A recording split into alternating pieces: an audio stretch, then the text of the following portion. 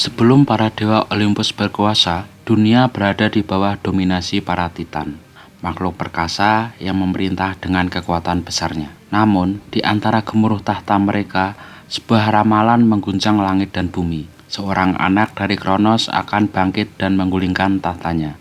Dilanda ketakutan, Kronos pun menelan setiap anak yang lahir darinya, berusaha menghindari takdir yang telah digariskan. Tapi, takdir adalah sesuatu yang tidak bisa dihindari. Dari rahim konspirasi dan harapan, Zeus diselamatkan dan disembunyikan, hingga tiba waktunya untuk menuntut haknya. Kini ia telah dewasa, penuh dengan amarah dan tekad membara, siap menantang sang ayah dan mengguncang dunia. Dari hal itu, maka pecahlah perang yang menentukan masa depan alam semesta, atau yang disebut dengan Titanomachy, pertempuran dahsyat antara para Titan dan para dewa muda Olympus. Langit pun bergetar, bumi merekah, dan kekuatan kosmik bertabrakan dalam perang yang akan mengubah segalanya. Langit bergemuruh, bumi bergetar, dan kekacauan melanda ketika Zeus dan para Olympian secara resmi menyatakan perang terhadap para Titan yang masih setia kepada Kronos. Gunung Othrys, pusat kekuasaan Titan, menjadi medan pertempuran yang menyala oleh kobaran perang. Zeus menggelegarkan langit dengan petir yang mengoyak udara. Poseidon menghantam tanah dengan trisula, menciptakan gelombang besar yang mengguncang daratan, dan Hades bersembunyi dalam bayang-bayang, menunggu saat yang tepat untuk menyerang. Namun, para Titan tidak mudah dikalahkan. Hyperion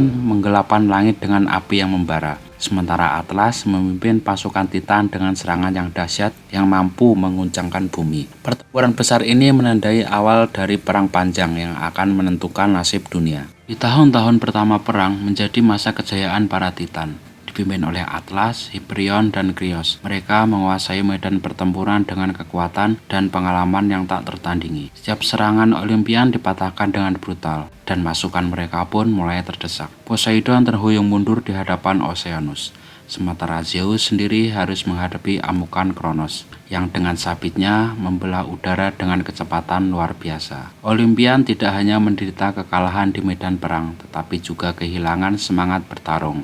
Sadar mereka tidak bisa memenangkan perang dengan cara ini, Zeus mulai mencari jalan lain untuk membalikan keadaan. Zeus pun menyadari bahwa satu-satunya cara untuk melawan Titan adalah dengan sekutu baru. Bersama Hades dan Poseidon, ia menyelinap ke Tartarus, tempat terdalam di dunia di mana para Cyclops dan Hecatoncheires telah lama dipenjara oleh Kronos. Dengan keberanian dan siasat, mereka membebaskan makhluk-makhluk perkasa ini. Dan sebagai tanda terima kasih, para Cyclops menempat senjata untuk mereka bertiga, yang nantinya akan mengubah jalannya perang, yaitu petir dahsyat untuk Zeus, trisula penghancur untuk Poseidon, dan helm kegelapan untuk Hades. Kini dengan sekutu baru dan senjata legendaris, para Olympian bersiap untuk melancarkan serangan balasan. Dengan kekuatan yang kini telah meningkat pesat, para Olympian melancarkan serangan besar-besaran. Hades, yang kini tak terlihat dengan helm kegelapannya, menyelinap ke markas Titan dan menciptakan kekacauan dari dalam. Poseidon menghantam daratan dengan trisulanya, menimbulkan gempa yang menghancurkan musuh. Sementara Zeus, dengan petir barunya, melepaskan serangan dahsyat yang mengguncang langit. Para Titan yang semula mendominasi kini mulai terdesak. Perang yang sebelumnya berpihak pada Titan mulai berubah arah. Tahun demi tahun pun berlalu, dan keunggulan para Titan mulai memudar. Para Olympian semakin mahir menggunakan kekuatan mereka. Sementara itu, Titan mulai kehilangan semangat. Kronos yang sebelumnya yakin akan kemenangan, mulai ragu saat pasukannya dihantam gelombang serangan tanpa henti. Beberapa Titan mulai berpikir untuk menyerah, sementara yang lain mulai mempertanyakan kepemimpinan Kronos. Para Olympian melihat ini sebagai peluang emas untuk menggulingkan Titan selamanya. Di puncak Gunung Othrys, pertempuran terakhir pun terjadi. Langit dipenuhi petir yang bersaut-sautan, tanah berguncang, dan laut bergejolak. Zeus menghadapi Kronos dalam pertarungan 1 lawan 1 yang akan menentukan nasib dunia. Dengan kecepatan dan kekuatan yang kini jauh lebih besar, Zeus menghindari setiap tebasan sabit Kronos, hingga akhirnya melepaskan petir terkuatnya langsung ke arah ayahnya. Ledakan dahsyat pun terjadi, mengguncang Gunung Othrys, dan Kronos akhirnya pun tumbang. Dengan jatuhnya pimpinan mereka, pasukan Titan mulai runtuh, dan perang yang berlangsung selama 1 dekade pun kini telah berakhir. Tahu Kronos telah dikalahkan, para Titan yang tersisa kini berusaha melarikan diri, tetapi mereka tidak bisa menghindari takdir. Hades menggunakan helm kegelapannya untuk memburu mereka yang bersembunyi, sementara Poseidon membendung lautan agar mereka tidak dapat kabur. Satu persatu para Titan pun ditangkap, dirantai dengan belenggu yang tidak bisa dihancurkan. Dunia yang dulunya mereka kuasai kini bukan lagi milik mereka. Sebagai hukuman atas pemberontakan mereka, Zeus mengurung para Titan yang tersisa di Tartarus, ditempatkan di balik gerbang besi yang dijaga oleh para Hekaton Keires. Mereka dikutuk untuk tinggal dalam kegelapan selamanya. Zeus pun memastikan bahwa mereka tidak akan pernah bisa keluar, dan mengancam tahta yang baru saja ia rebut.